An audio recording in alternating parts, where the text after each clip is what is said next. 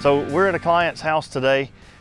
She's got some problems with azaleas. These azaleas have been here for about 30 years, so they're very old. They tend to, over time, they want to get a little bit thin and bare on the bottom. They're still alive and they actually still have a lot of health and some life left in them. You can see right now the blooms are almost spent, so this is going to be the best time to prune your azaleas.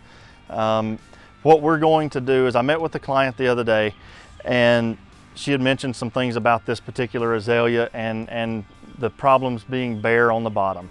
I discussed that with her. We went through the process of what needed to be done. Once these blooms are completely spent, we will come back, and I've flagged what the crew needs to do. So when they come here, they will see, this is the azalea that we need to prune. It has a little note on the flag there to prune this down to about 2.5 to 3 feet tall.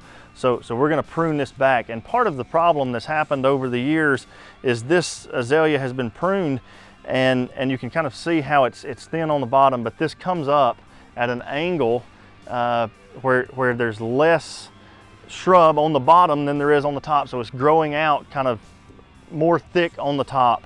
That needs to be pruned back to where it's just the opposite. It needs to be pruned back at an angle this way, because what happens is if this is hanging over the top, not enough sunlight can get to the bottom.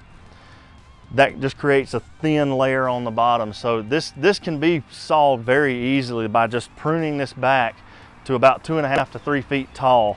When we do that in about another week or two, this will flush back out. We will still have blooms next year because azaleas bloom on old wood.